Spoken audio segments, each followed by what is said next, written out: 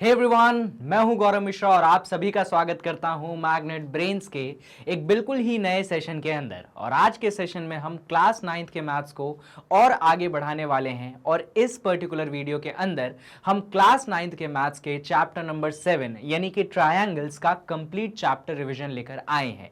आप इसको one shot revision भी कह सकते हैं।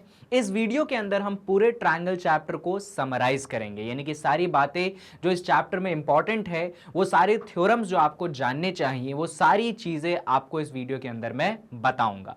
और अगर आपने अभी तक क्लास 9th में ट्रायंगल्स चैप्टर के बाकी वीडियोस नहीं देखे हैं, वैसे तो मैं सारे चैप्टर्स पे वीडियो डालता हूं, पर अभी ट्रायंगल्स के बारे में बात कर रहे हैं तो उसी के बारे में बात कर लेते हैं। तो इसी वीडियो के डिस्क्रिप्शन बॉक्स में आपको एक लिंक मिलेगी, आप उस पर क्लिक करिएगा, या फिर आप YouTube पे क्लास 9th मैथ सर्च करोगे मैग्नेट ब्रेन्स, तो भी आपको एक बढ़िया सी क्रिएटेड प्लेलिस्ट मिल जाएगी जिसमें क्लास 9th के मैथ्स के हर एक चैप्टर का डिटेल्ड कॉन्सेप्ट वाइज लेक्चर आपको मिल जाएगा। मैग्नेट ब्रेन्स आपके लिए ये सारी चीजें फ्री ऑफ कॉस्ट प्रोवाइड करवाता था, करवाता है और आगे भी करवाता रहेगा। चलिए, और फ्री है लेकिन आपको क्वालिटी में कोई भी कॉम्प्रोमाइज मैग्नेट ब्रेन्स की तरफ से नहीं मिलेगा। तो चलिए, अब बिना टाइम वेस्ट किए हुए एक अच्छे पॉजिटिव नोट के साथ हम इस चैप्टर के वन शॉट रिवीजन को देखते हैं और क्या क्या चीजें हमें करनी है वो देखते हैं। सुनिए, तो हम चैप्टर का वन शॉट रिवीजन तो कर लेंगे, पर वन शॉट रिवीजन करने से पहले मैं आपको बता देता हूं कि इस चैप्टर में ये जो वन शॉट रिवीजन है, यहां पे मैं क्वेश्चंस को इंक्लूड नहीं करूंगा। अब आप बोलेंगे कि सर आप क्वेश्चंस को क्यों इंक्लूड नहीं करेंगे,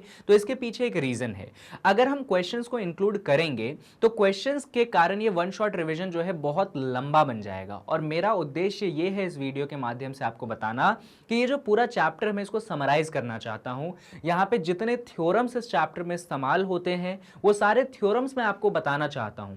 यानी कि अगर आप इस वीडियो को आज देख रहे हैं और मान लीजिए आपने कॉन्सेप्ट थोड़ा बहुत भी आपको आता है अगर इस चैप्टर का, फिर आपके लिए वीडियो बहुत ज़्यादा यूजफुल है ना। हल्का से बहुत कॉन्सेप्ट भी आपको आता है, इनफैक्ट अगर कॉन्सेप्ट आपको नहीं आता है तो भी ये वीडियो आपको पूरे के पूरे कॉन्सेप्ट क्लैरिटी के साथ सारी चीज़ें जो है सिखा देगा। इस वीडियो में ये दम है, ठीक है। लेकिन मेरा सजेशन रहेगा कि जब आप ये वीडियो देख लें, आप जब मुझसे सारा कॉन्सेप्ट समझ लें, उसके बाद आप ज़रूर जाके एनसीईआरटी के क्वेश्चन खुद से अटेम्प्ट करने की कोशिश करिएगा। भले ही आपका एग्जाम कल है, वीडियो ज्यादा लंबी मैं नहीं रखूंगा, छोटी वीडियो रहेगी। आप इसमें सारे कॉन्सेप्ट मुझसे सीखने के बाद उसके बाद एनसीईआरटी से क्वेश्चंस अटेम्प्ट कर लीजिएगा। और अगर आपको एनसीईआरटी के क्वेश्चंस खुद अटेम्प्ट करने का मन ना हो तो जो मेरे कॉन्सेप्ट लेक्चर्स हैं वहां पे मैंने सारे एक्सरसाइजेस, सारे एग्जांपल्स, उन सबका सोल्यूशन वीडियो आपके लिए ऑलरेडी बनाया है, तो जाके एक बार चेकआउट करिएगा।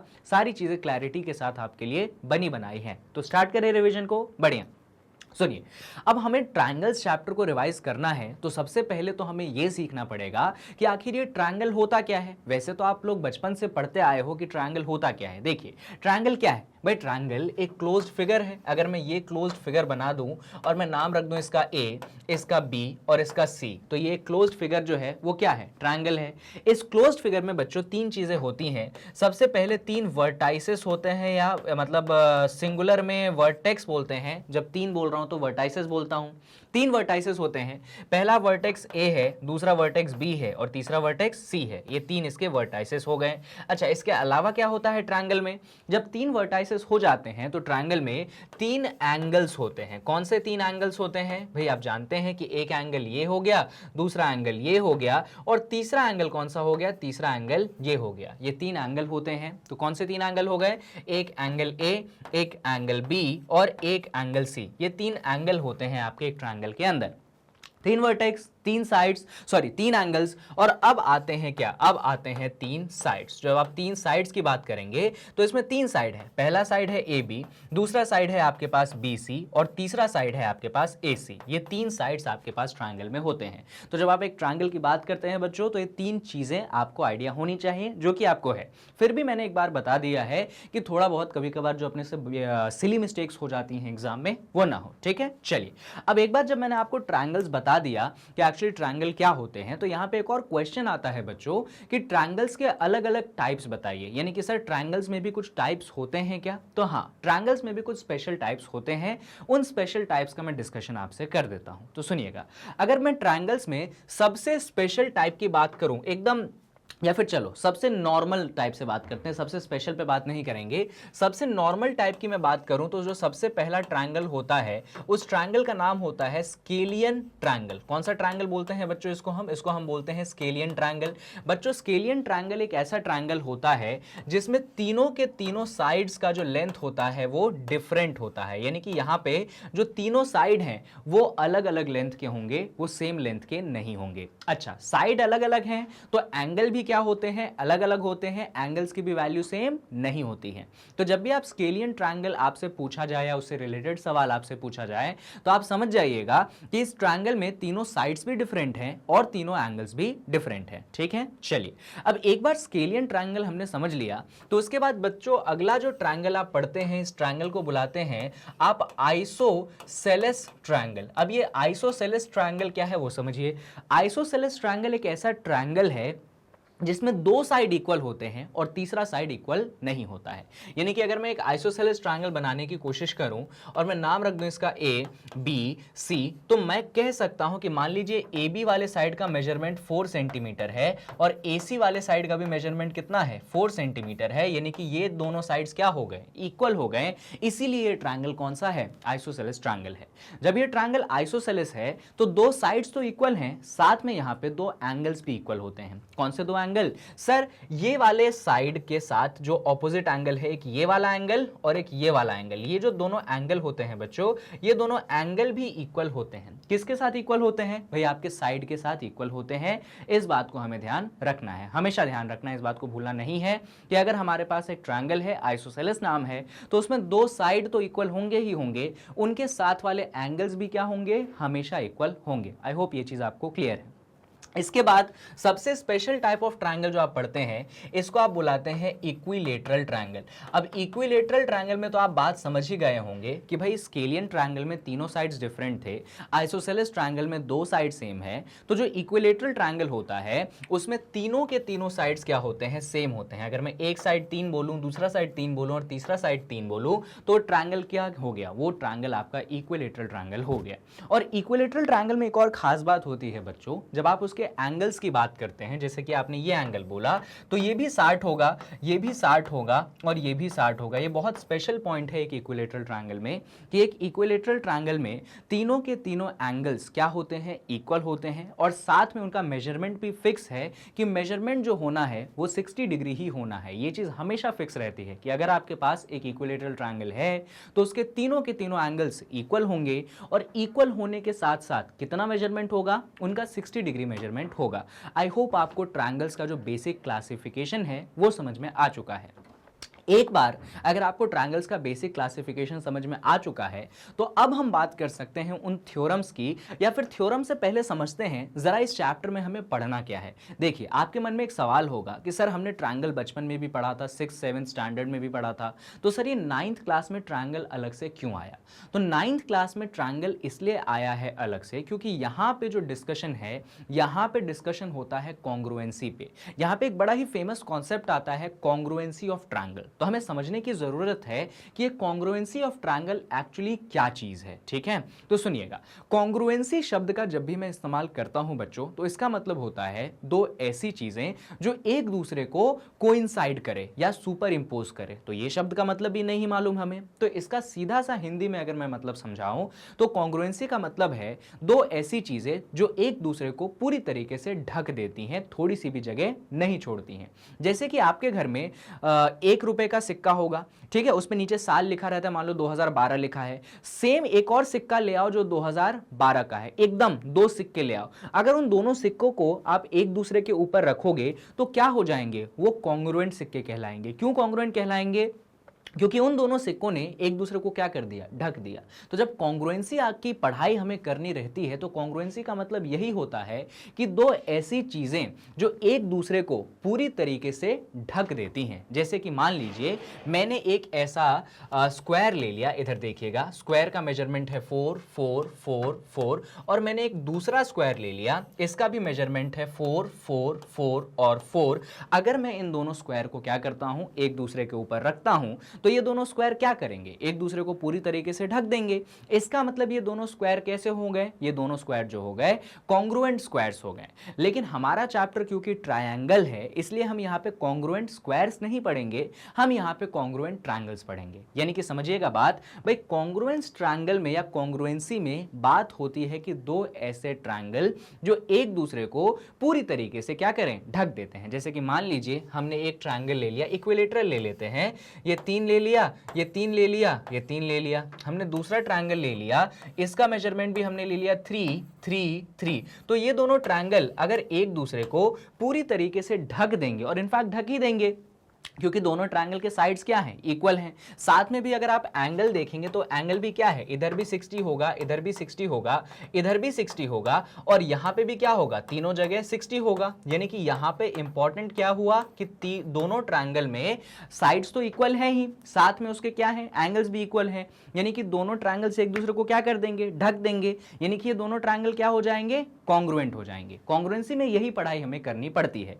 पर आपके मन में एक और सवाल आएगा कि सर अगर हमें कॉन्ग्रुएंसी की पढ़ाई करनी है तो क्या दोनों ट्रायंगल्स में वो होना चाहिए क्या, कि मतलब दोनों ट्रायंगल्स इक्विलेटरल ट्रायंगल होंगे तभी होगी क्या कॉन्ग्रुएंसी की पढ़ाई? ऐसा बिल्कुल नहीं है। क्या बोला मैंने, आपके मन में ऐसा सवाल आ गया होगा कि सर कॉन्ग्रुएंसी की पढ़ाई तभी की जा सकती है क्या कि जब दोनों ट्रायंगल इक्विलेटरल हो? तो ऐसा नहीं होता है। स्केलियन ट्रायंगल्स भी कॉन्ग्रुएंट हो सकते हैं, आपके आइसोसेलेस ट्रायंगल भी कॉन्ग्रुएंट हो सकते हैं, और इसी की पढ़ाई हम इस चैप्टर में करते हैं। तो जरा समझते हैं कि एक्चुअली कॉन्ग्रुएंसी होती क्या है, और कॉन्ग्रुएंसी में क्या क्या बातें ऐसी होनी चाहिए कि दो ट्रायंगल्स क्या हो, कॉन्ग्रुएंट हो। बात समझ में आ रही है आपको? तो सुनिए, अगर मैं आपसे बेसिक सी बात बोलूं कि हमें दो ट्रायंगल्स को कॉन्ग्रुएंट करना है, तो बड़ी सिंपल सी चीज आती है, उन दोनों ट्रायंगल के तीनों साइड तो इक्वल हो ही हो, साथ में उनके तीनों एंगल भी क्या हो, इक्वल हो। एक बेसिक एग्जांपल लेके हम यहाँ पे समझते हैं। आ जाइए, मान लीजिए हमने एक ऐसा ट्रायंगल लिया, इसका मेजरमेंट हमने बोला कि यार इसका 3 है, इसका 4 है और इसका 5 है। हमने एक ऐसा ट्रायंगल ले लिया, ठीक है। हमने एक दूसरा ट्रायंगल ले लिया, दूसरे ट्रायंगल में भी हमने बोला कि यार ये जो है 3 है, ये जो है 4 है, और ये जो अपने पास है 5 है। हमने एंगल्स भी बोले कि यहाँ पे 90 डिग्री है, यहाँ पे भी जो है हमारे पास 90 डिग्री है।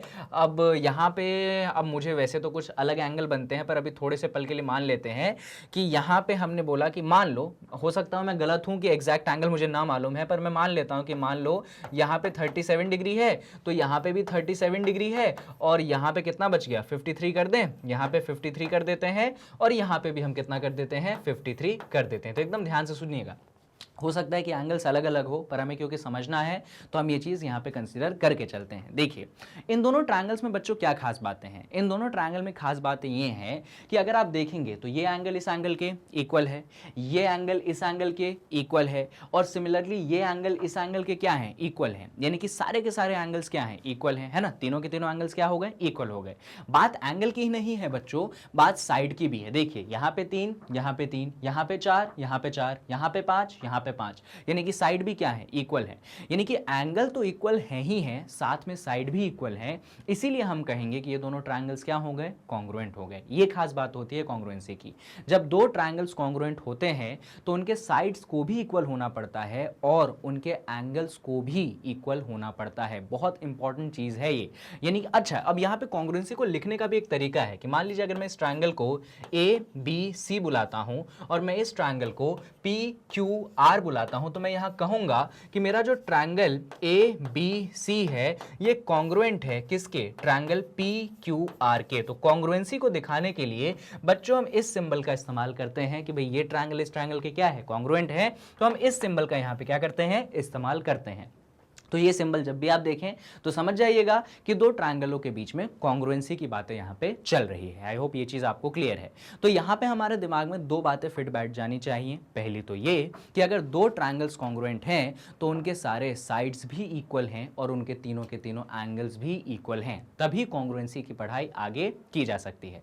जब एक बार हमने ये चीज़ समझ ली, इसके बाद कुछ और बातें आती हैं। क्या, यहाँ पे एक बड़ी इंपॉर्टेंट सी चीज़ आती है, बहुत मतलब कह लो कि इस चैप्टर का जान है वो। अगर उस चीज़ को आपने नहीं सीखी तो कहीं नहीं कहीं ये चैप्टर आप आगे भी उतने अच्छे तरीके से नहीं पढ़ पाएंगे। क्या है ये चीज़? तो इसका मैं नाम लिख के दिखाता हूं। इसको कहते हैं CPC टी। बहुत इंपॉर्टेंट है, समझेंगे हम इसको कि क्या होता है ये सीपीसीटी।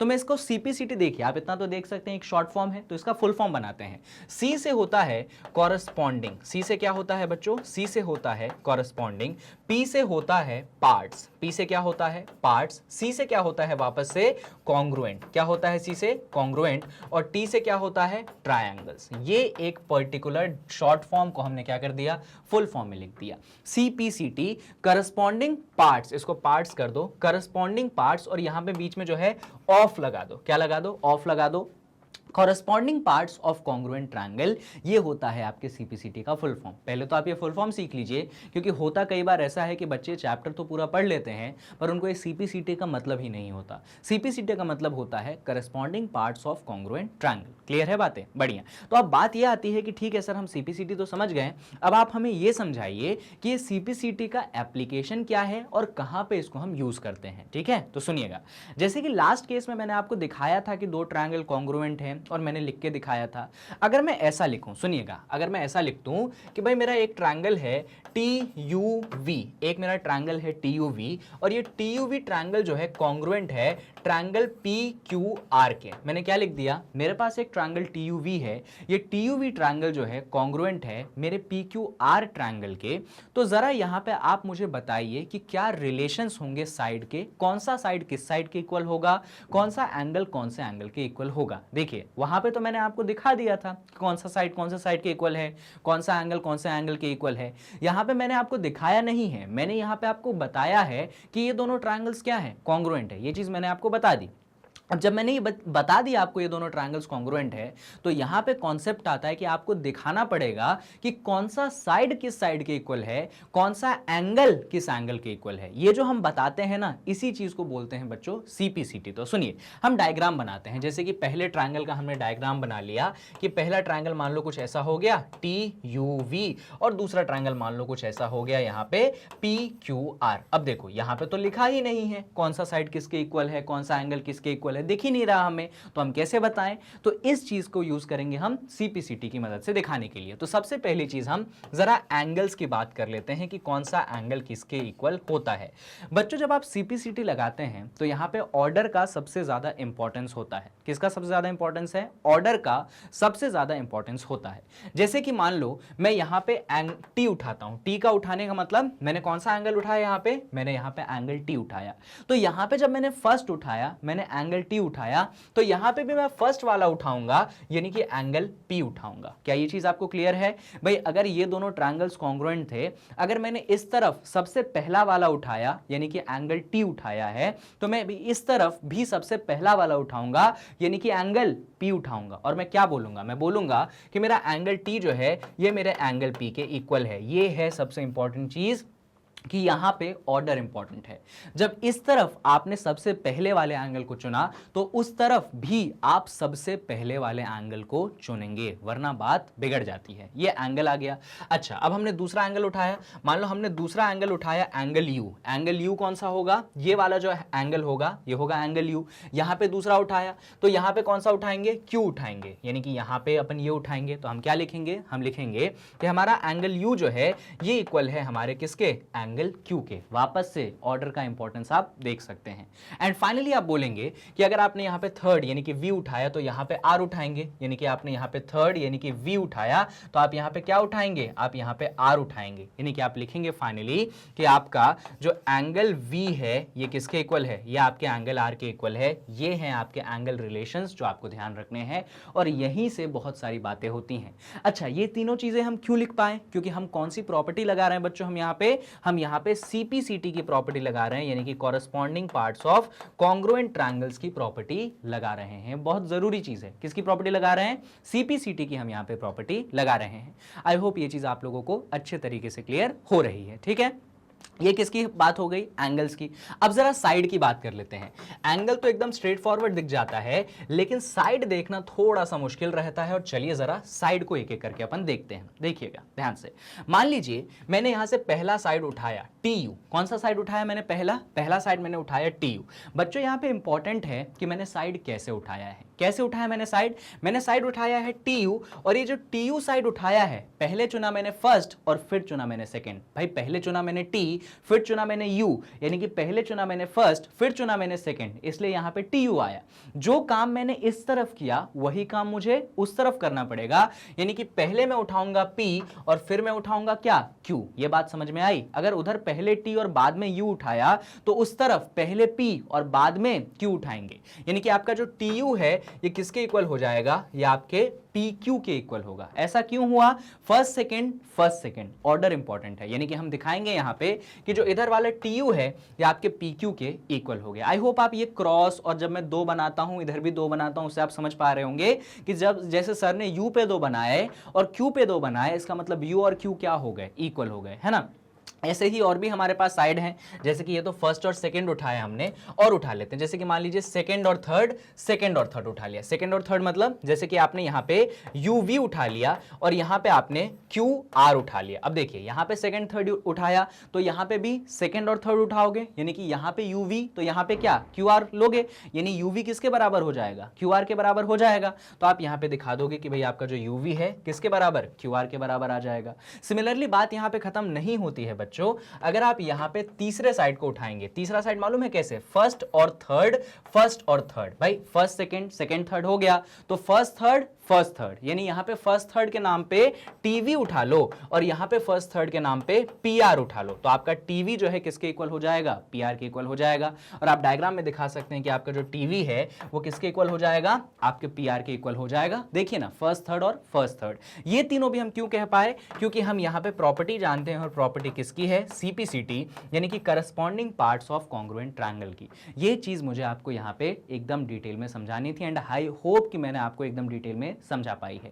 ये CPCT को ध्यान रखना बहुत जरूरी है बच्चों, कि कैसे हम ऑर्डर्स लेते हैं, किस तरीके से हम चीजें उठाते हैं। वरना होता क्या है कि जब क्वेश्चंस आएंगे तो हम थ्योरम लगा लेते हैं, हम क्वेश्चन को सॉल्व कर लेते हैं, लेकिन ये बेसिक बातें हम नहीं कर पाते हैं। आई होप ये चीजें क्लियर हैं। बढ़िया, चलिए एक बार अगर हम ये सब सारी बेसिक चीजें सीख गए तो अब जो है हम आ सकते हैं हमारे डिफरेंट क्राइटेरिया ऑफ कॉन्ग्रुएंस पे। देखिए कॉन्ग्रुएंस की ना बहुत सारी क्राइटेरिया होती हैं, टोटल 5 क्राइटेरिया आपके सिलेबस में है, किसकी, कॉन्ग्रुएंस की, और हम हर एक क्राइटेरिया को यहां पे पढ़ने वाले हैं। अगर मैं एक ब्रीफ इंट्रोडक्शन दे दूं क्राइटेरिया की, तो हमारे पास 5 कौन कौन से क्राइटेरिया होते हैं। सबसे पहले हम पढ़ते हैं एंगल साइड एंगल, इसके बाद हम सेकंड पढ़ लेते हैं एंगल साइड, इसके बाद हम थर्ड पढ़ लेते हैं साइड एंगल साइड, और फिर हम फोर्थ पढ़ लेते हैं साइड, और हम फिफ्थ पढ़ लेते हैं RHS कॉन्ग्रुएंसी। ये 4 कॉन्ग्रुएंसी जो है हम इस्तेमाल करते हैं हमारे इस चैप्टर में, और यहां पे हम हर एक कॉन्ग्रुएंसी को क्या करेंगे, फटाफट देख लेंगे,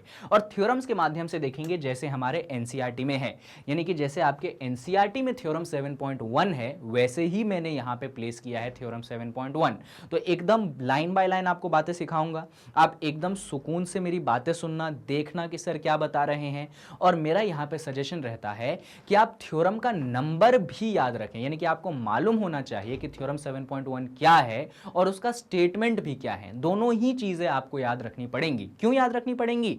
इसलिए याद रखनी पड़ेंगी क्योंकि अगर दोनों चीजें में से एक भी चीज गायब हुई ना तो एग्जाम में दिक्कत हो जाती है। ठीक है, भले ही आपको कोई बोले कि अरे यार थ्योरम का नंबर क्यों याद रखना, पर रख लो ना याद, यार 9th में है अपन, अगर हमारे पास कुछ गिनती के चैप्टर है जिसमें थ्योरम्स हैं, तो क्यों ना हम नंबर भी याद रखें और उसका स्टेटमेंट भी याद रखें। तो चलिए एक एक करके सारे थ्योरम्स की हम शुरुआत करते हैं।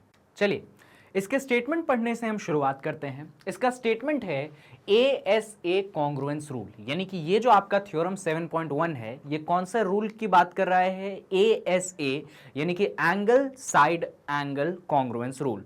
यहां पे बहुत इंपॉर्टेंट है कि आप इस नाम को समझे, स्टेटमेंट पढ़ेंगे आगे, सुनिएगा। यहां पे नाम है ASA। देखिए ये जो ASA का मतलब है, A से होता है एंगल, S से होता है साइड, A से होता है एंगल, यानी कि यहां पे है angle side angle congruence rule.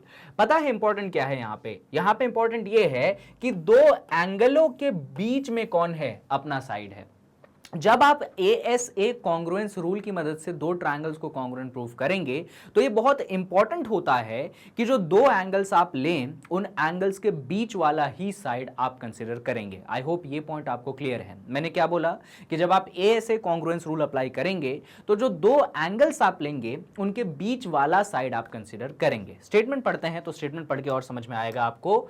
The two triangles are congruent if two angles at the included side of one triangle are equal to the two angles at the included side of other triangle। भाई दो triangles तब congruent होते हैं जब दो angles बराबर होते हैं और उन दोनों एंगल के बीच वाला जो साइड होता है वो भी बराबर होता है। इसको अगर मैं यहां पे लिख के आपको समझाऊं तो मान लीजिए आपने ये पहला ट्रायंगल कंसीडर कर लिया है, मान लीजिए A है, ये B है, ये C है, ठीक है। और यहां पे जो है आपने दूसरा ट्रायंगल कंसीडर कर लिया है, मान लीजिए D है, ये E है और ये आपने कंसीडर कर लिया है F। ये दो ट्रायंगल्स आपने कंसीडर कर लिए। यहां पे मैं आपको कहता हूं कि एंगल B जो है आपके एंगल E के इक्वल है। क्या बोला मैंने? सबसे पहले मैंने ये बोला कि एंगल B जो है आपके एंगल E के इक्वल है। मैंने एक और बोला कि आपका जो ये BC वाला साइड है ये EF वाले साइड के इक्वल है। तो सेकंड नंबर पे मैंने बोला कि आपका जो BC वाला साइड है ये आपके EF वाले साइड के क्या है? इक्वल है। और थर्ड नंबर पे मैंने ये बोला कि ये जो एंगल है आपके इस एंगल के इक्वल है। यानी कि तीसरे नंबर पे मैंने बोला कि आपका जो एंगल C है ये आपके एंगल F के इक्वल है। सबसे इंपॉर्टेंट चीज यहां पे मैंने ये कही कि जो दो एंगल्स आपने बराबर लिए हैं इन दोनों एंगल्स के बीच वाला साइड आपने कंसीडर किया है। और जब ऐसा होता है, यहां पे क्या था? ASA कॉन्ग्रुएंस था। मैंने स्टार्टिंग में ही बोला था कि दो एंगल के बीच वाला साइड हम कंसीडर करते हैं। तो इन दोनों एंगल के बीच वाला साइड हमने कंसीडर किया है। तो ASA कॉन्ग्रुएंस के हिसाब से आप क्या बोलेंगे कि भाई आपका जो ट्रायंगल ABC है ये ABC ट्रायंगल क्या हो जाएगा? कॉन्ग्रुएंट हो जाएगा आपके ट्रायंगल DEF के। किस ट्रायंगल के कॉन्ग्रुएंट हो जाएगा? आपके ट्रायंगल DEF के कॉन्ग्रुएंट हो जाएगा। और किस कॉन्ग्रुएंसी से कॉन्ग्रुएंट होगा? तो भैया एंगल साइड एंगल से कॉन्ग्रुएंट होगा। बच्चों ये बात बहुत इंपॉर्टेंट है कि आप इस बात को समझे कि जब ASA कॉन्ग्रुएंस हम लगाते हैं तो एंगल्स के बीच वाला साइड हम कंसीडर करते हैं। मान लीजिए यहीं पे कुछ ऐसा मैं दे देता, देखिए सुनिए, अगर यहीं पे थोड़ा सा मैं चेंज कर देता हूं, यहां पे मैं कहता कि BC और EF नहीं है, यहां पे ये वाला साइड है और ये वाला साइड है। क्या अब हम ASA कॉन्ग्रुएंस लगा सकते हैं? अब हम ASA कॉन्ग्रुएंस नहीं लगा सकते हैं। क्यों नहीं लगा सकते हैं ASA कॉन्ग्रुएंस? क्योंकि जो साइड हमने कंसीडर किए हैं क्या वो दोनों एंगल्स के बीच में लाई कर रहे हैं? नहीं कर रहे हैं। जो साइड हमने कंसीडर किया है वो तो कहीं और ही लाई कर रहा है, वो दोनों एंगल के बीच में लाई करना चाहिए जो कि नहीं कर रहा है। इसलिए ASA कॉन्ग्रुएंस लगाने का यहां पे कोई भी मतलब नहीं रह जाता है। तो ये रूल आई होप आपको क्लियर होगा। चलिए, तो ASA कॉन्ग्रुएंस जब हमने समझ लिया है तो यहां पे बच्चों जैसे कि मैंने आपको सिखाया था कि दो ट्रायंगल्स क्या हो गए? कॉन्ग्रुएंट हो गए। जब दो ट्रायंगल्स कॉन्ग्रुएंट हो गए तो यहां पे CPCT लगेगा, corresponding parts of congruent triangle, वो भी लगा लेते हैं। क्योंकि अभी जो रिलेशंस हैं आपको मैंने स्टार्टिंग में बताया था ना कि दो ट्रायंगल्स कॉन्ग्रुएंट होते हैं तो तीनों एंगल इक्वल होते हैं, तीनों साइड भी इक्वल होते हैं। यहां पे तो अभी तो हमने सिर्फ दो एंगल को इक्वल किया और सिर्फ साइड को इक्वल किया, दोनों ट्रायंगल कॉन्ग्रुएंट हो गए। लेकिन हम यहां पे CPCT लगा के जो चीजें हमें इक्वल नहीं दी गई थी हम उसको भी दिखा सकते हैं। कैसे? तो देखिएगा जरा ध्यान से। सबसे पहली बात, एंगल तो तीनों इक्वल होते हैं, दो एंगल का खेल हो गया। कौन सा एंगल बचा है? A बचा है और D बचा है। अब मान लो A और D, इतना तो हमको दिख गया कि ये इसके बराबर ये इसके बराबर, तो A जो है D के बराबर। ये यहां पे लिखे में कैसे दिखेगा? तो देखो, अगर मैं यहां पे पहला चुनता हूं, यानी कि मैंने एंगल A चुना और यहां पे भी मुझे कौन सा चुनना पड़ेगा? पहला चुनना पड़ेगा, यानी कि मैं क्या लिखूंगा? मैं D लिखूंगा। भाई मैंने यहां पे एंगल A बराबर एंगल D क्यों लिखा? तो मैंने यहां पे एंगल A बराबर एंगल D इसलिए लिखा क्योंकि मैंने यहां पे फर्स्ट चुना तो मुझे यहां पे भी क्या चुनना पड़ेगा? फर्स्ट चुनना पड़ेगा। इनफैक्ट बच्चों अगर आप ध्यान से देखेंगे, मान लीजिए मैं यहां पे सेकंड वाला चुनता B तो मुझे यहां पे भी सेकंड वाला चुनना पड़ता E। इसीलिए यहां पे देखो एंगल B और एंगल E क्या है? इक्वल है। अगर मैं यहां पे थर्ड वाला चुनता C तो यहां पे भी मुझे थर्ड वाला चुनना पड़ता F, और आप यहां पे देख सकते हो कि एंगल C और एंगल F क्या है? ऑलरेडी इक्वल है। यानी कि यहां पे ऑलरेडी चीजें आपको गिवन है कि कौन किसके इक्वल है। यहां पे आप देख सकते हो हो, और दो चीजें तो पहले से इक्वल थी, पर फिर भी वो सीपीसीटी वाले ऑर्डर को सेटिस्फाई करती है, और जो नहीं इक्वल था उसको तो हमने इक्वल करके दिखा ही दिया। अच्छा, ये चीज हमें कैसे पता चली? सीपीसीटी से ना, तो हम ब्रैकेट में जरूर सीपीसीटी लिखेंगे, मेंशन करेंगे। ये तो एंगल की बात हो गई। अच्छा, साइड के बारे में बात कर लो सर अभी तक आपने सिर्फ एक साइड की इक्वालिटी की बात करी, बाकी दोनों साइड की इक्वालिटी की बात तो नहीं करी। तो चलिए करते हैं। देखिए कौन से साइड की इक्वालिटी की बात हो चुकी है, तो ये BC और EF इक्वल हो चुका है। तो यहां पे मैं फर्स्ट और सेकंड यानी कि AB ले लेता हूं, तो यहां पे भी मैं फर्स्ट और सेकंड यानी कि क्या लूंगा? DE लूंगा। भाई ऑर्डर क्या है? फर्स्ट सेकंड, तो यहां पे भी फर्स्ट सेकंड। तो मैं यहां पे लिखूंगा कि मेरा जो AB है ये किसके इक्वल हो जाएगा? ये मेरे DE के इक्वल हो जाएगा। फर्स्ट सेकंड AB किसके इक्वल हो जाएगा? आपके DE के इक्वल हो जाएगा। यानी कि ये जो साइड है ना बच्चों AB, ये किसके इक्वल होगा? DE के इक्वल हो गया। और कैसे पता लगाया हमने? ये भी हमने सीपीसीटी से पता लगाया। तो ब्रैकेट में हम मेंशन कर देंगे कि ये भी हमने सीपीसीटी से पता लगाया। क्लियर है? अच्छा, इसके अलावा एक और चीज है, यहां पे एक और साइड है मालूम है जो इक्वल होंगे, वो है आपके फर्स्ट सेकंड वाली बातें कर ली। अभी कौन सा बचा? फर्स्ट थर्ड AC और DF, है ना? यहां पे मैंने फर्स्ट और थर्ड लिया, तो यहां पे भी मैं क्या लूंगा? फर्स्ट और थर्ड लूंगा। तो उसके हिसाब से मेरा जो AC है वो किसके इक्वल होगा? मेरे DF के इक्वल होगा। मेरा जो AC है ये किसके इक्वल होगा? मेरे DF के इक्वल होगा। ये मैं थर्ड नंबर पे बोल सकता हूं। और ये भी किससे हो गया? सीपीसीटी से हो गया। तो बच्चों देख सकते हो कि दी गई थी सिर्फ 3 चीजें हमें इक्वल, पर हमने उनको कॉन्ग्रुएंट प्रूफ कर दिया ASA से, और बाकी जो चीजें हमें नहीं दी गई थी वो हम किससे निकालते हैं? सीपीसीटी से निकालते हैं। इनफैक्ट ये जो चीज मैंने की है, इस टाइप के ही क्वेश्चंस एग्जाम में पूछने की प्रोबेबिलिटी बहुत ज्यादा रहती है। एग्जाम में क्वेश्चन कुछ ऐसा ही आता है कि आपको वो क्या बोल देंगे? वो ऐसा बोल देंगे कि यार दो ऐसे ट्रायंगल वगैरह हैं, और वो दो ट्रायंगल जो है ना वो कॉन्ग्रुएंट वगैरह है। कैसे हैं? तो ASA कॉन्ग्रुएंसी से कॉन्ग्रुएंस प्रूफ करना है तो कर दो, और जो चीजें नहीं दी हैं, मतलब जो चीजें इक्वल नहीं दी हैं, उनको तुम इक्वल प्रूफ कर दो, तो उसमें तुम सीपीसीटी का इस्तेमाल कर देना। ये पैटर्न आपको दिमाग में ध्यान रखना है कि ट्रायंगल्स चैप्टर में पहले कॉन्ग्रुएंसी का क्राइटेरिया ढूंढिए, और उसके बाद जो नई चीजें प्रूफ करनी है वो कहीं ना कहीं सीपीसीटी से ही प्रूफ होती है। हर एक क्वेश्चन का पैटर्न बच्चों इस चैप्टर में यही रहता है। तो इस बात को जरा ध्यान से सुनिएगा, ठीक है? आई होप चीजों को आप कॉपी में लिख रहे होंगे। ये थ्योरम अगर आपको समझ में आ गया है, स्टेटमेंट याद रखना है अपने को। उसके बाद आते हैं अपन 7.2 पे। अच्छा, थ्योरम 7.1 में सबसे स्पेशल चीज याद है ना, दो एंगलों के बीच में साइड था। ऐसा नहीं है कि दो एंगल इधर लिए और साइड कहीं और बैठा है, ऐसा नहीं करना है। जो एंगल हम कंसीडर करेंगे उनके बीच में ही साइड होना चाहिए। चलिए, थ्योरम 7.1 हो गया। इसके बाद आता है थ्योरम 7.2। ये जो थ्योरम 7.2 है ये कॉन्ग्रुएंसी से रिलेटेड नहीं है, ये थोड़ा सा हटके ही चीज है। क्या है हटके? तो सुनो, ये जो थ्योरम 7.2 है इसमें ऐसा बोला जाता है कि मान लो तुम्हारे पास जो है एक ट्रायंगल है, और उस ट्रायंगल में दो साइड इक्वल हैं, तो उनके जो दो एंगल होंगे ना वो इक्वल होंगे। अरे सर, ये तो आपने वीडियो के स्टार्टिंग में हमें बताया था जब आप हमें आइसोसेलेस ट्रायंगल पढ़ा रहे थे। बिल्कुल, ये एक्चुअली जो थ्योरम है ना ये आइसोसेलेस ट्रायंगल जैसा ही है। तो सुनिए, ये हमें कहता है कि मान लीजिए आपके पास एक ट्रायंगल है ABC, और इस ट्रायंगल में खास बात यह है कि आपका जो AB साइड है या आपके AC वाले साइड के क्या है? इक्वल है। यानी कि ट्रायंगल कौन सा हो गया? आइसोसेलेस हो गया। अब आइसोसेलेस ट्रायंगल में अगर दो साइड इक्वल हैं तो इसके साथ वाला एंगल ये और इसके साथ वाला एंगल ये भी क्या होंगे? उनको इक्वल होना ही पड़ेगा। यही है आपका थ्योरम 7.2। अच्छा, थ्योरम 7.2 7.1 के बाद ही क्यों आता है? भाई ये वाला थ्योरम जो है आइसोसेलेस वाला, ये 7.1 के बाद क्यों आया? ASA कॉन्ग्रुएंस के बाद क्यों आया? तो एक्चुअली ऐसा होता है कि थ्योरम 7.2 को प्रूफ करने के लिए हमें थ्योरम 7.1 की जरूरत पड़ती है। तो अगर आपको थ्योरम 7.1 आता है ना तो आप उसकी मदद से बड़े ही आसान तरीके से थ्योरम 7.2 को प्रूफ कर सकते हैं। और प्रूफ करने का मैं तरीका तो नहीं बता रहा हूं कैसे प्रूफ करोगे, मैं आपको हिंट दे देता हूं। हिंट ये रहती है बच्चों कि आप यहां से परपेंडिकुलर गिराते हैं। क्या गिराते हैं? आप यहां से परपेंडिकुलर गिराते हैं, और आगे की कहानी आप खुद प्रूफ कर सकते हैं। अगर आपको डिटेल में प्रूफ जानना है तो आप मेरे कॉन्सेप्ट लेक्चर जरूर देखिएगा, क्योंकि वन शॉट रिवीजन में हम सारी चैप्टर को समराइज करने की कोशिश कर रहे हैं। यहां पे हम एकदम डिटेल में चीजें नहीं जाएंगे। इनफैक्ट आपके एग्जाम में थ्योरम्स का प्रूफ नहीं पूछा जाता है, तो आपको टेंशन लेने की जरूरत नहीं है। एक नॉलेज पर्पस के हिसाब से मैंने आपको बताया था पहले, ठीक है? एग्जाम में इस थ्योरम का प्रूफ वो आपसे नहीं पूछेंगे, रेयर केसेस में ही पूछते हैं। मैंने तो बहुत ही कम केसेस ऐसे होते देखे हैं कि वो थ्योरम्स का प्रूफ पूछने लगे। अगर वो पूछे तो एक बार जाके कॉन्सेप्ट लेक्चर को जरूर विजिट आप करिएगा। लेकिन इंपॉर्टेंट है कि आप इस थ्योरम को अप्लाई करना सीखें कि क्या होता है कि भाई जब हमारे पास एक ट्रायंगल है, दो साइड इक्वल हैं, तो हमारे पास उनके साथ वाले एंगल्स भी क्या होंगे, इक्वल होंगे। इस कॉन्सेप्ट को जरा ध्यान से समझिएगा। चलिए, थ्योरम 7.2 को सीखने के बाद हम बढ़ते हैं थ्योरम 7.3 पे।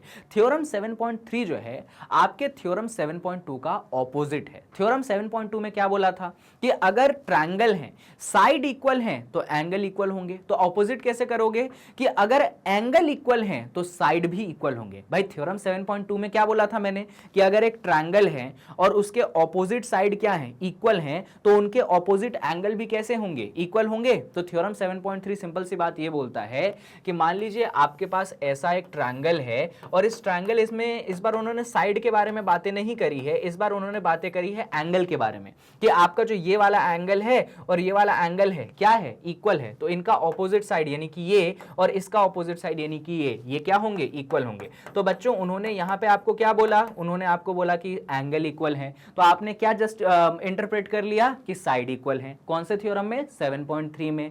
जब 7.2 पढ़ा है तो उसमें क्या था कि अगर साइड इक्वल थे तो एंगल इक्वल, यानी ये दोनों थ्योरम एक दूसरे के उल्टे हैं और मैथ्स की भाषा में इसको कन्वर्स बोला जाता है, कन्वर्स ऑफ थ्योरम। इनफैक्ट आप देखते होंगे बुक में कि लिखा होता है कि थ्योरम 7.3 जो है कन्वर्स है आपके थ्योरम 7.2 का। क्यों कन्वर्स है भाई, उल्टा है ना। वहां पे बोला कि साइड इक्वल तो हमने इंटरप्रेट किया कि एंगल इक्वल, यहां पे हमें बोला कि एंगल इक्वल तो हमने इंटरप्रेट किया कि साइड इक्वल। आई होप चीजें आपको क्लियर है, बढ़िया। अच्छा, आइसोसेलेस ट्रायंगल की दो परिभाषाएं होती हैं। एक तो परिभाषा मतलब एक डेफिनेशन ये होता है कि आइसोसेलेस ट्रायंगल में दो साइड इक्वल हैं तो भी आइसोसेलेस है क्योंकि एंगल्स भी इक्वल होंगे। और दूसरा डेफिनेशन ये रहता है कि भाई अगर एंगल इक्वल है तो साइड को भी मजबूरन क्या होना पड़ता है, इक्वल ही होना पड़ता है। किसमें, आइसोसेलेस ट्रायंगल के केस में, ठीक है। तो आइसोसेलेस ट्रायंगल में अगर बोले ना वो दो एंगल इक्वल हैं तो भी समझ जाना कि आइसोसेलेस है, और अगर वो बोले कि दो साइड इक्वल हैं तो भी समझ जाना आप कि वो क्या है, आइसोसेलेस ट्रायंगल है। चलो इसके बाद कुछ और बातें कर लेते हैं। थ्योरम 7.4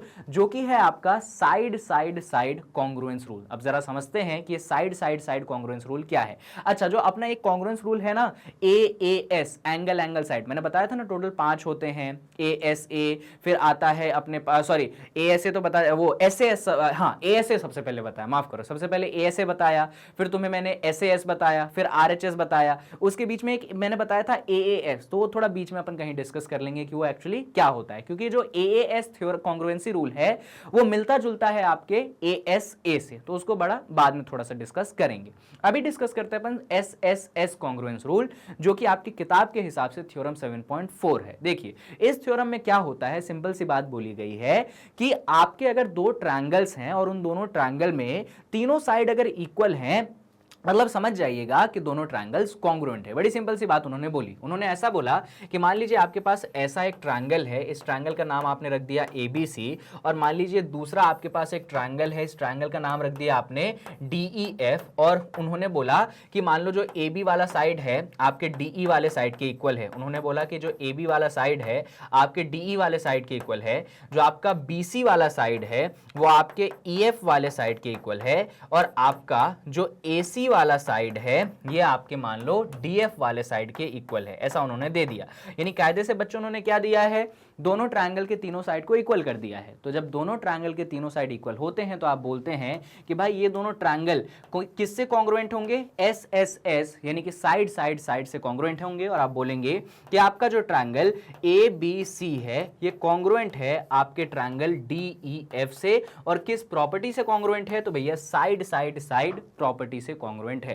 तो आई होप कि side side side congruence property आपको क्लियर है, और ये कैसे काम करता है ये चीज भी आपको क्लियर होना चाहिए, इसमें कहीं कोई इशू आपको नहीं होना चाहिए, ठीक है। यहां पे बच्चों एंगल की कोई बात ही नहीं की जाती, मतलब एंगल की इक्वालिटी के बारे में कुछ दिया ही नहीं जाता है, सब कुछ साइड के बारे में दिया जाता है। इनफैक्ट ये सबसे इजी थ्योरम है आपके कॉन्ग्रुएंसी में।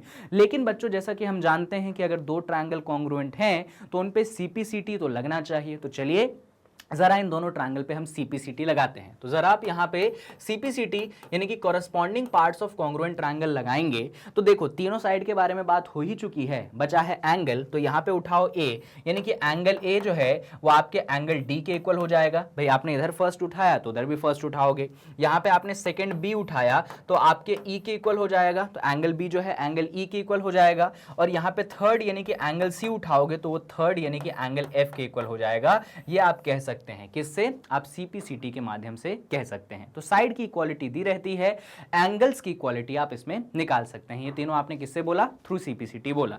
ये आपका था थ्योरम नंबर 7.4। चलिए बेसिक सी बातें हैं, इन चीजों को अपने को सीखते रहना है। अभी आते हैं अपन एक और थ्योरम 7.5 पे, जो कि है अपना आरएचएस कॉन्ग्रुएंस। ये बड़ा इंपॉर्टेंट है और इसको समझना भी थोड़ा सा टिपिकल पड़ जाता है। तो चलिए पहले समझते हैं कि राइट एंगल ट्रायंगल क्या होता है और फिर आरएचएस कॉन्ग्रुएंस क्या होता है, दोनों को डिटेल में सीखते हैं। देखिए राइट एंगल आरएचएस कॉन्ग्रुएंस, ठीक है, आरएचएस कॉन्ग्रुएंस का फुल फॉर्म क्या होता है? तो जब आरएचएस कॉन्ग्रुएंस की फुल फॉर्म की आप बात करते हो तो इसका मतलब होता है, इसके फुल फॉर्म को समझो जरा, आरएचएस कॉन्ग्रुएंस। आर से होता है आपके पास राइट एंगल, आर से क्या होता है आपके पास होता है राइट एंगल। एच से होता है आपके पास हाइपोटेनस, एच से क्या होता है? एच से होता है हाइपोटेनस। और एस से होता है आपके पास साइड। यानी कि जब आरएचएस कॉन्ग्रुएंस की बात आप समझते हो तो उसका मतलब होता है राइट एंगल हाइपोटेनियस साइड। अब बात आती है कि राइट एंगल में हाइपोटेनियस क्या है, साइड क्या है। ऑल्दो आप लोग को मालूम होगा पर फिर भी एक ब्रीफ इंट्रोडक्शन दे देता हूं, सुनिएगा।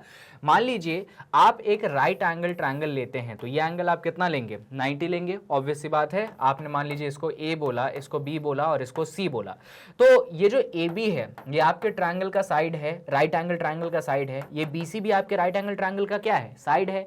और ये जो बचता है बच्चों, जो कि 90 डिग्री के जस्ट ऑपोजिट होता है, इसको हम बुलाते हैं हमारे राइट एंगल ट्रायंगल का हाइपोटेनस। क्या बुलाते हैं राइट एंगल ट्रायंगल का हम? हाइपोटेनस। कैसे पहचानेंगे कि हम हाइपोटेनियस है? एक बेसिक तरीका होता है कि 90 डिग्री के जस्ट ऑपोजिट वाला साइड है तो हाइपोटेनियस है, या फिर एक और तरीका होता है कि सबसे लंबी दिखने वाली साइड जो है हाइपोटेनियस है। क्योंकि लेकिन अब डायग्राम में देखने से पता चलता नहीं है कई बार, इसलिए आप तो ये ध्यान रखिएगा कि जो 90 डिग्री के ऑपोजिट साइड है वो हाइपोटेनियस है। अनटिल अनलेस 90 डिग्री की बात ना की जाए, उसके ऑपोजिट साइड की बात ना की जाए, आप हाइपोटेनियस पे बातें नहीं करेंगे। ठीक है, चलिए राइट एंगल तो आप लोग को समझ में आ गया। अब सर इसकी कॉन्ग्रुएंसी क्या होती है? तो स्टेटमेंट आपके सामने है, आप खुद पढ़िएगा, इसको याद रखिएगा, मैं एक्सप्लेनेशन देता हूं। देखिएगा, मान लीजिए आपके पास एक राइट एंगल ट्रायंगल है, आपने इसको ले लिया, ये ए है, ये बी है, ये सी है। ठीक है, आपने एक राइट एंगल ट्रायंगल ले लिया। मान लीजिए आपने यहाँ पे दूसरा राइट एंगल ट्रायंगल ले लिया। मान लीजिए आपने इसको बोला डी, इसको बोला ई और इसको बोला एफ। ये जो दो राइट एंगल ट्रायंगल्स आपने लिए हैं बच्चों, आरएचएस कॉन्ग्रुएंस लगाने के लिए सबसे इंपॉर्टेंट चीज यही है कि दोनों ट्रायंगल्स कैसे होने चाहिए? राइट एंगल होने चाहिए। अगर दोनों ट्रायंगल्स राइट एंगल नहीं होंगे ना तो हम आरएचएस कॉन्ग्रुएंस को अप्लाई नहीं कर सकते।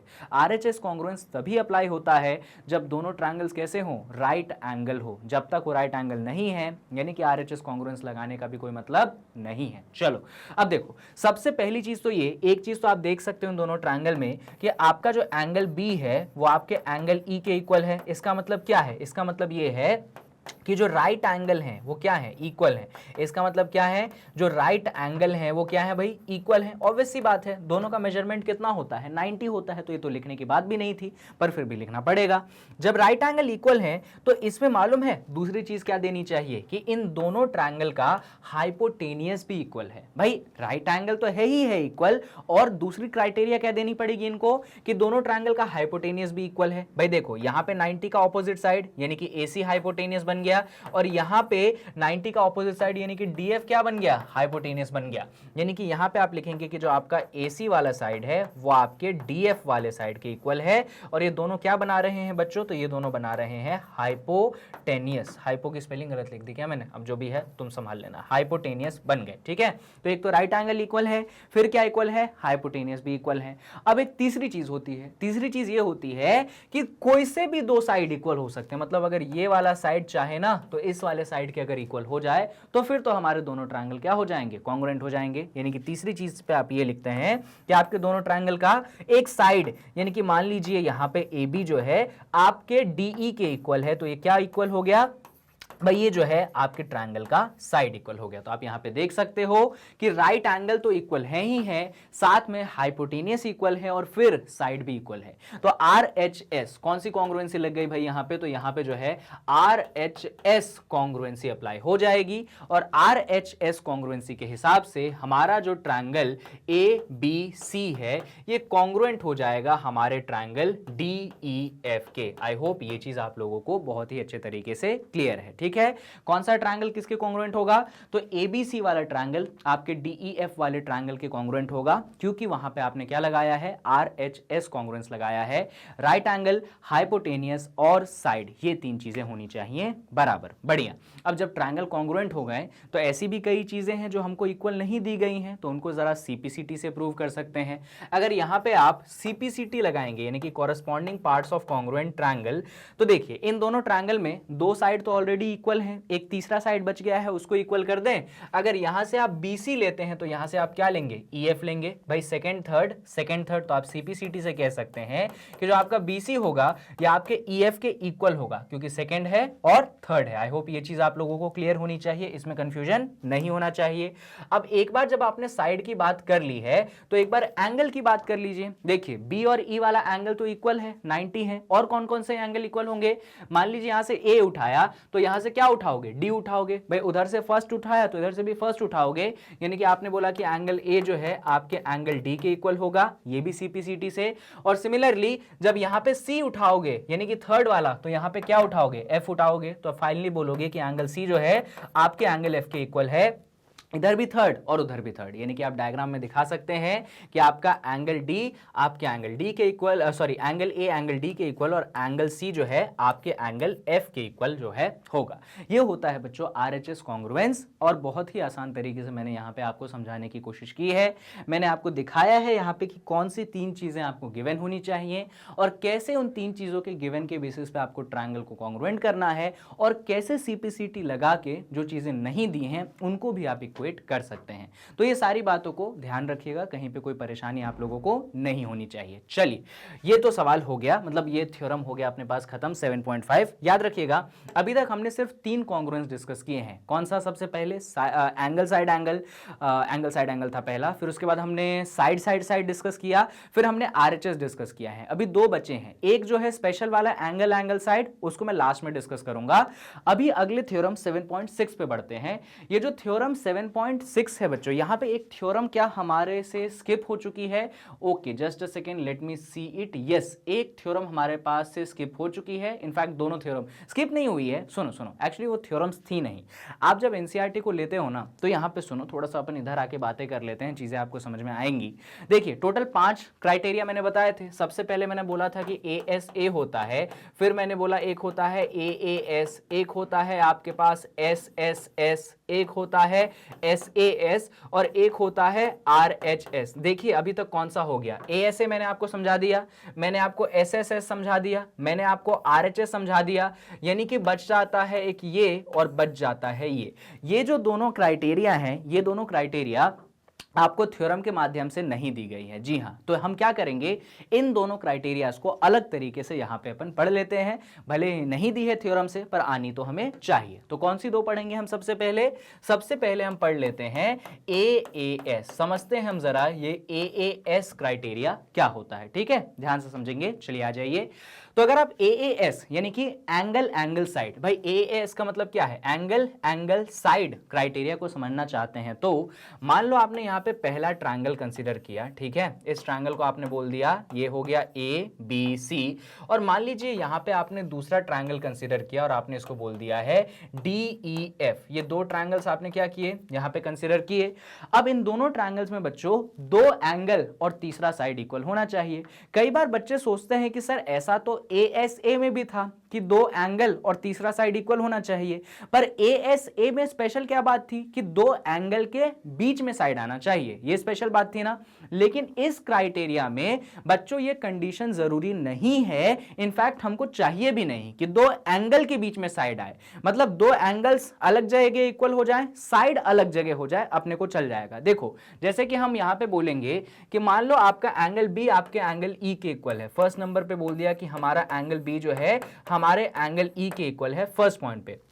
फिर हमने बोला कि मान लीजिए आपका जो एंगल सी है आपके एंगल एफ के इक्वल है। सेकंड पॉइंट पे हमने बोल दिया कि एंगल सी जो है एंगल एफ के इक्वल है। और थर्ड पॉइंट पे हम बोल देते हैं कि मान लीजिए आपका ये वाला साइड इस वाले साइड के इक्वल हो गया, यानी कि आपका जो एसी वाला साइड है ये आपके डीएफ वाले साइड के इक्वल हो गया। देखिए यहां पे सबसे इंपॉर्टेंट चीज बच्चों यही थी कि आपने जो साइड कंसिडर किया है वो साइड आपके दो एंगलों के बीच में नहीं आ रहा है, लेकिन जब आप ए एस ए पढ़ते थे तो दो एंगलों के बीच में साइड आता था, लेकिन जब आप एएएस पढ़ते हैं तो जो साइड है वो दो एंगलों के बीच में नहीं आता है, वो सेपरेटली अलग से बैठा रहता है। इस तरीके से आप क्या बोलते हैं, इस तरीके से आप ये बोलते हैं कि भाई यहां पे जो ऊपर से आया है ट्रायंगल एबीसी ये आपका कॉन्ग्रुएंट हो जाएगा यहां वाले ट्रायंगल डीईएफ से। इन दोनों ट्रायंगल्स को क्या कर देते हैं हम, कॉन्ग्रुएंट कर देते हैं। और कौन से तरीके से, तो यहां पे हम लगा देते हैं एंगल एंगल साइड कॉन्ग्रुएंसी। हां, इसके साथ हम सीपीसीटी की बातें भी कर सकते हैं। भाई दो एंगल हो गया है, एक साइड हो गया है, बाकी बचे चीजों को इक्वल कर दें तो बी और ई हो गया है, सी और एफ हो गया है। मतलब यहां से फर्स्ट उठाया ए तो यहां से भी फर्स्ट क्या उठेगा, डी, यानी कि आपका एंगल ए जो है आपके एंगल डी के इक्वल होगा। या आप किससे बोल सकते हैं, सीपीसीटी से बोल सकते हैं। आई होप चीज क्लियर है। इसके अलावा एक दो साइडें बच गई हैं। कौन सी दो साइडें बच गई हैं उसको देख लीजिए। यहां पे एसी और डीएफ तो हो गया था, तो यहां पे फर्स्ट और सेकंड ए बी, यहां पे फर्स्ट और सेकंड डीई उठाओ तो यहां पे आप बोलोगे कि आपका जो ए बी साइड है या आपके डीई साइड के इक्वल होगा। क्यों इक्वल होगा भाई, सीपीसीटी से इक्वल होगा। तो आप बोलेंगे कि आपका जो ए बी साइड है आपके डीई साइड के क्या हो जाएगा, इक्वल हो जाएगा सीपीसीटी से, first second first second. Similarly एक और साइड बच गया, कौन सा, बीसी और ईएफ वाला। तो यहां पे सेकंड थर्ड अगर लेंगे आप तो आपका जो बीसी साइड है वो आपके ईएफ साइड के क्या हो जाएगा, इक्वल हो जाएगा। वो भी किससे, सीपीसीटी वाले से इक्वल हो जाएगा। सेकंड थर्ड और सेकंड थर्ड, तो बीसी जो है आपके ईएफ के इक्वल हो गया सीपीसीटी से। लीजिए यहां पे हमने आपको एएएस समझा दिया। इंपॉर्टेंट चीज ध्यान रखिएगा कि आपका जो साइड है ना वो जरूरी नहीं है कि एंगल के बीच में लाई करे। हाँ, यहाँ पे आप दिखा दीजिए कि ये तीसरा, अरे माफ करो यार सब मिट गया, ये तीसरा जो है इधर भी इक्वल है। ये अपन ना सीपीसीटी से, पर शुरुआत में क्या दिया गया था कि भाई जो दो एंगल थे और जो तीसरा साइड था उनके बीच में लाई नहीं करता है। ये खास बात होती है एएएस की। चलिए ये चौथा कॉन्ग्रुएंसी क्राइटेरिया भी मैंने आपको सिखा दिया। जरा देख लेते हैं कि कहीं थ्योरम के माध्यम से अगला छुपा के तो नहीं रख दिया उन्होंने। तो जितना मुझे लगता है आरएचएस के बाद तो वो कहीं और ही कहानी लेकर चले गए हैं। ठीक है भैया, एक और हमारे पास बचा, इसको देख लो जल्दी से। एक और जो क्राइटेरिया बच गया है इसको बोलते हैं हम एसएएस, मतलब साइड एंगल साइड। और ये भी बहुत ज्यादा यूज होने वाला क्राइटेरिया है। चलिए समझते हैं एसएएस होता क्या है। तो हमने ऐसा किया, एक ट्रायंगल ले लिया कुछ ऐसा, नाम दे दिया हमने इसको एबीसी। और हमने ऐसा किया कि दूसरा ट्रायंगल ले लिया, नाम दे दिया हमने इसका डीईएफ। तो हमने यहाँ पे दो ट्रायंगल्स ले लिए, एक ले लिया ABC, दूसरा ले लिया DEF। तो जब आप दो ट्रायंगल्स कंसिडर करते हैं और मैंने बोला कि मान लो यहां पे आपका जो AB साइड है आपके DE वाले साइड के इक्वल है। फर्स्ट पॉइंट में मैंने क्या बोला कि आपका जो AB साइड है आपके DE वाले साइड के इक्वल है। सेकंड पॉइंट में मैंने बोला कि एंगल A जो है एंगल D के इक्वल है। तो सेकंड पॉइंट में मैंने बोला कि आपका एंगल A जो है आपके एंगल D के इक्वल है। तो थर्ड पॉइंट में मैं बोलूंगा कि भाई आपका जो AC वाला साइड है वो आपके DF वाले साइड के इक्वल होना चाहिए। क्या किसके इक्वल होना चाहिए, तो AC DF वाले के इक्वल होना चाहिए। यहां पे बहुत सारी बातें एक ही बार में हो चुकी है बच्चों। बातें हुई क्या है सुनिए। तो यहां पे आपने क्राइटेरिया यूज किया है SAS, यानी कि दो साइडों के बीच में एंगल आना चाहिए। जैसे कि हमने पढ़ा था ASA, तो दो एंगलों के बीच में साइड आया था। यहां पे हमने क्या पढ़ा, SAS, यानी कि दो साइडों के बीच में क्या आया, एंगल आया। देखो ना भाई, यहां पे AB साइड और AC साइड है, इनके बीच में एंगल है। यहां पे DE साइड है और DF साइड है, इनके बीच में एंगल है। ये बड़ी इंपॉर्टेंट चीज होती है कि दो साइडों के बीच में एंगल आना चाहिए। जब ऐसा होता है तभी आप कौन सा क्राइटेरिया लगाते हैं, तभी आप बोलते हैं कि भैया SAS क्राइटेरिया के कारण हमारा जो ट्रायंगल ABC है ये कॉन्ग्रुएंट होना चाहिए हमारे ट्रायंगल DEF के। अब जब एक बार कॉन्ग्रुएंसी आपने कर दी है तो यहां पे CPCT आप लगा दीजिए। दो साइड इक्वल हैं तो तीसरे साइड पे देख लो। अगर यहां पे आप CPCT लगाओगे तो आप बोलोगे कौन सा साइड बच गया भैया, BC, यानी कि सेकंड थर्ड। तो यहाँ पे क्या होगा, सेकंड थर्ड, यानी कि आप बोलेंगे कि आपका जो BC है वो EF के इक्वल है। अरे भाई सेकंड थर्ड और सेकंड थर्ड, साथ में एंगल्स भी बच गए हैं। मान लो यहाँ पे देखो जरा, इधर ही देख लो, इधर मान लो मैंने एंगल B उठाया, तो मुझे इधर क्या उठाना पड़ेगा, E उठाना पड़ेगा, सेकंड और सेकंड। तो मैं बोलूंगा कि एंगल B जो है मेरे एंगल E के इक्वल है। और सिमिलरली मैं बोलूंगा कि अगर मैं यहाँ पे थर्ड यानी कि एंगल C उठाता, तो यहाँ पे भी मुझे थर्ड यानी कि एंगल F उठाना पड़ेगा। तो उस हिसाब से मेरा एंगल C जो है मेरे एंगल F के भी क्या होना चाहिए, इक्वल होना चाहिए। तो देख सकते हैं आप कि भाई आपने कॉन्ग्रुएंसी क्राइटेरिया लगा के, साइड एंगल साइड लगा के दोनों ट्रायंगल को कॉन्ग्रुएंट प्रूव किया, और CPCT से जो चीजें गिवन नहीं थी वो भी आपने इक्वल प्रूव की। बच्चों सबसे इंपॉर्टेंट चीज यहीं पे यही रहती है कि दो साइडों के बीच में आपका एंगल आना चाहिए। अगर दो साइडों के बीच में एंगल नहीं आता है ना, तो आपका side angle side congruency theorem जो है फेल हो जाता है। तो ये बात को जरा ध्यान रखिएगा। चलिए, तो पांचों की पांचों कॉन्ग्रुएंसी क्राइटेरिया मैंने आप लोगों को यहां पे शेयर कर दी है, पांचों की पांचों। जब एक बार मैंने आपको कॉन्ग्रुएंसी क्राइटेरिया सिखा दी है, तो इसके बाद बच्चों कुछ ऐसी चीजें हैं जहां पे हम इनइक्वालिटीज इन अ ट्रायंगल पढ़ते हैं, और ये बहुत इंपॉर्टेंट चीजें होती हैं। तो ये ट्रायंगल में इनइक्वालिटीज क्या होती हैं, जरा हम उसको अच्छे से देख लेते हैं, और उसी के बेसिस पे कुछ थ्योरम्स हैं उसको भी हम देख लेते हैं। तो यहां पे थ्योरम 7.6 क्या कहता है, इसके स्टेटमेंट को पढ़ते हैं। थ्योरम कहता है, if two sides of a triangle are unequal then the angle opposite to the longer side is larger. बड़ी ही बेसिक सी बात है और आपको समझ में भी आनी चाहिए, सुनिएगा। मान लीजिए मैंने एक ऐसा ट्रायंगल बनाया कुछ इस प्रकार से, एक सेकंड इसको थोड़ा सा छोटा कर लेते हैं। मैंने कुछ ऐसा ट्रायंगल बनाया, सिंपल सा ट्रायंगल बनाया, ठीक है। नाम रख दिया ट्रायंगल का कि ये A है, ये मेरे पास B है और ये मेरे पास C है। मैंने कुछ ऐसा बोल दिया, ठीक है। अब यहाँ पे एक बात बताओ, अगर इस ट्रायंगल में मैं दो साइड्स का कंपैरिजन पूछ रहा हूँ, कौन से दो साइड्स का, मैं बोल रहा हूँ कि एक साइड आप AB ले लीजिए और दूसरी साइड आप AC ले लीजिए। इन दोनों साइड का कंपैरिजन पूछ रहा हूँ। कौन से दोनों साइड्स का भाई पूछ रहा हूँ, AB साइड का और AC साइड का, ठीक है। AB साइड और AC साइड, इन दोनों साइड्स का कंपैरिजन मैं आपसे पूछ रहा हूँ। कंपैरिजन मतलब मैं आपसे ये पूछ रहा हूँ कि कौन सा साइड बड़ा है। तो आप बोलोगे कि सर यहाँ पे जो AB वाला साइड है वो बड़ा है। क्या बोलोगे आप कि यहाँ पे जो AB वाला साइड है या आपके AC वाले साइड से क्या है, बड़ा दिख रहा है ना, आपकी आंखों को भी दिख रहा होगा। तो बच्चों ये थ्योरम यही बोलता है कि अगर कोई साइड बड़ा होगा, अब ध्यान से सुनना, तो AB या AC कौन बड़ा, तो आप बोलोगे सर AB वाला साइड बड़ा। तो जो बड़ा साइड है, इस बड़े साइड का ऑपोजिट एंगल कौन सा है भाई, एंगल C है। बड़े साइड का ऑपोजिट एंगल कौन सा है, एंगल C है। छोटे साइड का ऑपोजिट एंगल क्या है भाई, एंगल B है। एकदम ध्यान से सुनना मेरी बात। भाई आपने एक ट्रायंगल लिया, इस ट्रायंगल में एक साइड बड़ा है एक साइड छोटा है। बड़े साइड का ऑपोजिट एंगल क्या है, एंगल C है। छोटे साइड का ऑपोजिट एंगल क्या है, एंगल B है। भैया जो साइड बड़ा होता है उसका ऑपोजिट एंगल भी बड़ा होता है, जो साइड छोटा होता है उसका ऑपोजिट एंगल भी छोटा होता है।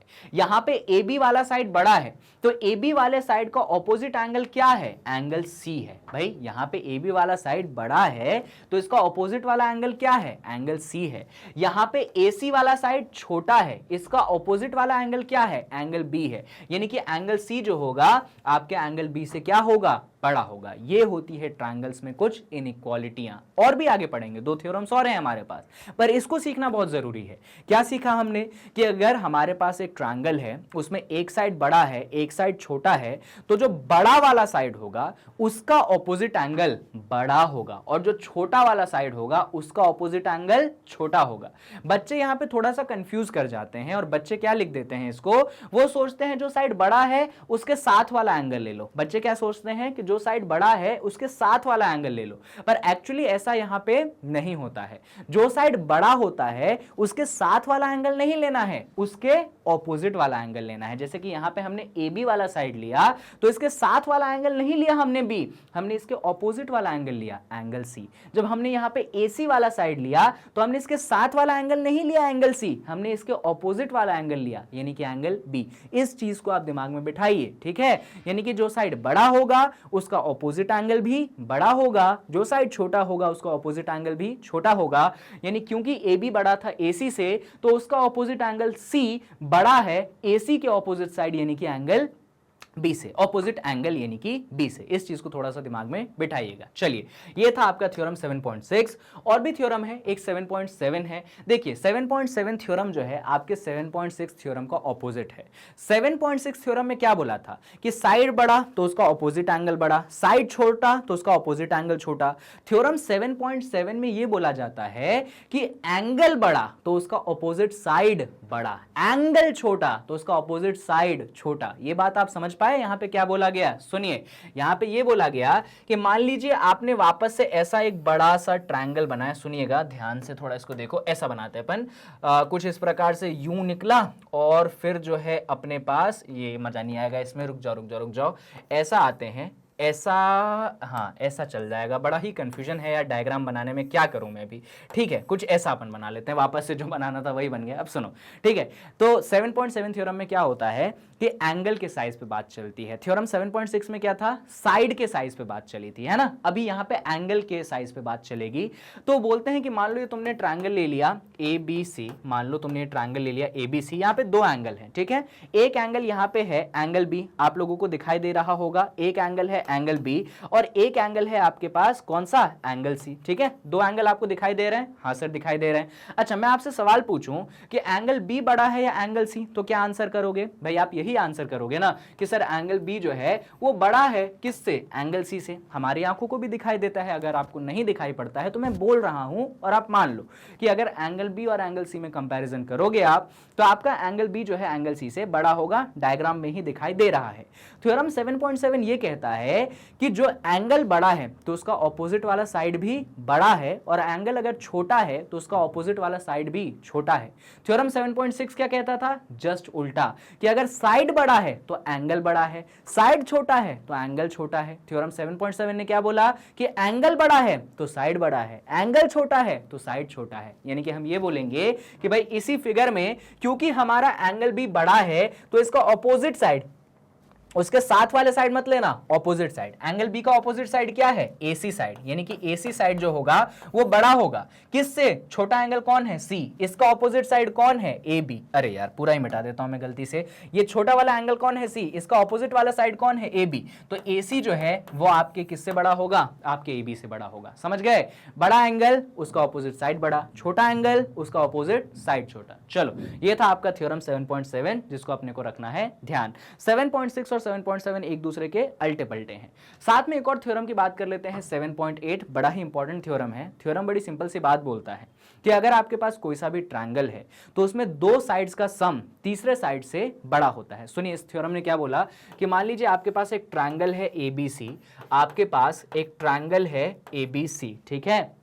कोई से भी दो साइड ले लो, कोई से भी दो साइड ले लो, जैसे कि मैं अभी ले लेता हूं, एक साइड ले लेता हूं AB, दूसरा साइड ले लेता हूं BC। तो अगर मैं AB और BC को जोड़ूंगा तो मालूम है आंसर किससे बड़ा आएगा, तीसरे साइड से बड़ा आएगा। ये रिजल्ट हमेशा वैलिड है किसी भी ट्रायंगल में। अब ऑब्ट्यूज ले लें, स्केलियन ले लें, आइसोसेलेस ले लें, मैटर नहीं करता है। मैटर ये करता है कि अगर कोई से भी दो साइड आप लेते हैं तो उनका सम जो होता है तीसरे साइड से बड़ा होता है। जरूरी नहीं है कि आप AB और BC लें, आप चाहें तो मान लीजिए यहाँ पे AB ले लें और यहाँ पे AC ले लें। अगर आप AB और AC ले लेंगे तो आप बोलेंगे कि आपका जो AB और AC का सम है, अभी कौन कौन सा ले लिया आपने, AB और AC ले लिया, तो तीसरा साइड कौन सा बचा, BC। तो AB और AC का सम किससे बड़ा हो जाएगा, BC से बड़ा हो जाएगा। कोई से भी दो साइड का सम तीसरे साइड से बड़ा ही होता है। इनफैक्ट यहां पे जरूरी नहीं है, अगर अब मान लो आपने ले लिया AC और BC, अब आपने कौन सा ले लिया, आपने ले लिया AC और BC। जब आपने तीसरा साइड कौन सा लिया है बच्चों, एक साइड ले लिया AC, दूसरा साइड ले लिया BC। जब इन दोनों को सम करोगे तो ये तीसरे साइड से बड़ा होगा, और तीसरा साइड कौन सा है, AB से बड़ा होगा। ये आपके पास तीसरा है। ये तीन इनइक्वालिटीज बनती हैं किसी भी ट्रायंगल में, और ये तीनों इनइक्वालिटी बनानी कैसी है, तो एक दफा दो साइडें ले लेना, तो दोनों साइड का सम तीसरे साइड से क्या आएगा, हमेशा और हमेशा बड़ा आएगा। जैसे कि मान लो मैंने पहले केस में AB और BC ले लिया, उनका सम किससे बड़ा, AC से बड़ा। फिर मैंने AB और AC ले लिया, उनका सम तीसरे साइड BC से बड़ा। ऐसे ही तीसरा आपके पास आ जाता है। है। ये चीज हमेशा वैलिड होती है हर प्रकार के ट्रायंगल में, और कभी भी चाहे आइसोसेलेस इक्विलेटरल या कुछ भी ले लो, है ना, किसी राइट एंगल ही ट्रायंगल क्यों ना ले लो, ये चीज हमेशा वैलिड होती है। और अगर कोई बोलता है कि हमारे पास एक ट्रायंगल है जिसमें ये चीज वैलिड नहीं हो रही है, इसका मतलब बच्चों ये है कि वो फिगर ट्रायंगल हो ही नहीं सकता। जी हां, आपने बिल्कुल सही सुना। अगर आपको कोई कहता है कि हमारे पास एक ऐसा फिगर है जो ट्रायंगल जैसा दिखता है और उसमें ये चीज वैलिड नहीं हो रही है कि दो साइड का सम तीसरे साइड से बड़ा है, इसका मतलब यह है कि वो फिगर एक्चुअली ट्रायंगल नहीं है। इस बात को ध्यान रखिएगा। और कायदे से बच्चों आपके इस चैप्टर में इतने ही थ्योरम्स थे और मुझे इस समरी वीडियो में यही बताने थे कि मैं आपको सारे थ्योरम्स अच्छे से समझा दूं, सारे क्राइटेरिया अच्छे से आपको समझा दूं, जिससे आप जब एग्जाम देने जाएं तो ये थ्योरम्स, ये क्राइटेरिया आपके दिमाग में बने रहे। इस वीडियो का पर्पस ये नहीं था कि आपसे क्वेश्चन सॉल्व करवाया जाए, आपको मैं बहुत बहुत टफ क्वेश्चन दे दूं। इस वीडियो का मोटिव ये था कि आपको शॉर्ट में पूरे चैप्टर का क्या कर दूं, समरी कर दूं, समराइज कर दूं। वही काम मैंने इस वीडियो के अंदर किया है। आई होप कि आपको पूरा चैप्टर अच्छे से रिवाइज हो गया होगा। अभी इस चैप्टर में एक और चीज बची है, मल्टीपल चॉइस क्वेश्चन, यानी कि अब ट्रायंगल्स चैप्टर पे जो मल्टीपल चॉइस क्वेश्चन है हम उसको डिस्कस करेंगे अगले वीडियो में, ठीक है। वहां पे हम डिस्कस करेंगे कि कौन कौन से टाइप के सिंपल सिंपल एमसीक्यूज ही डिस्कस करेंगे, ज्यादा टफ नहीं पूछते हैं वो, क्योंकि भैया एक नंबर का एमसीक्यू आना है, बहुत ज्यादा टफ तो वो पूछ नहीं सकते हैं, सिंपल सा ही पूछेंगे। हाँ, थोड़ा सा ट्रिकी हो सकते हैं, उन ट्रिकी एमसीक्यूज को हम अगले वीडियो में डिस्कस करेंगे ट्रायंगल्स चैप्टर के। बाकी जाते जाते आपको बता दूं कि मैग्नेट ब्रेन से पढ़ने के लिए बहुत सारे तरीके हैं, आप उनका इस्तेमाल कर सकते हैं। आप हमारे यूट्यूब चैनल से पढ़ सकते हैं, आप हमारे मोबाइल एप्लीकेशन से पढ़ सकते हैं जो कि प्ले स्टोर पे आप डाउनलोड कर सकते हैं, सेम नेम है मैग्नेट ब्रेन्स, और साथ में आप हमारे वेबसाइट यानी कि www.magnetbrains.com से भी पढ़ सकते हैं। तो इतनी जगह है आपके पढ़ने के लिए, जहां से मन करें आप वहां से पढ़िए। साथ में कहीं पे भी आपको कुछ भी खरीदना नहीं है, कहीं पे भी कोई कूपन कोड अप्लाई नहीं करना है, सारी चीजें आपके लिए 100% फ्री है। और कोई एक पर्टिकुलर कोर्स हम प्रोवाइड नहीं कर रहे हैं, हम आपके लिए लिस्ट ऑफ कोर्सेज प्रोवाइड करते हैं। तो जो भी कोर्सेज आपको लगे, जो भी आपकी क्लास के हिसाब से हो, एज के अनुसार हो, आप जरूर पढ़िए, ठीक है। और अगर आपको किसी और को भी रिकमेंड करना है चैनल को तो आप जरूर कीजिएगा। और लास्ट में बता दूं, वैसे तो आप जानते हैं कि 100% फ्री एजुकेशन प्रोवाइड करवाया जाता है मैग्नेट ब्रेन्स की तरफ से आपको, और क्वालिटी एजुकेशन रहता है किंडरगार्टन से लेकर क्लास 12th, और इसके आगे भी हम एक्सपांड कर चुके हैं। लाइक शेयर एंड सब्सक्राइब जरूर कीजिएगा। कमेंट बॉक्स आपके सामने है, जरूर अच्छा अच्छा कमेंट करके मुझे मोटिवेट करिए, जिससे आपके लिए बहुत बढ़िया कंटेंट मैं लाता रहा हूँ। तो मिलते हैं अगली वीडियो में, जहाँ पे बता चुका हूँ कि ये जो चैप्टर ट्रायंगल्स हैं इसके MCQs यानी कि मल्टीपल चॉइस क्वेश्चंस का हम करेंगे discussion. So keep studying, stay tuned at Magnet Brains and take care.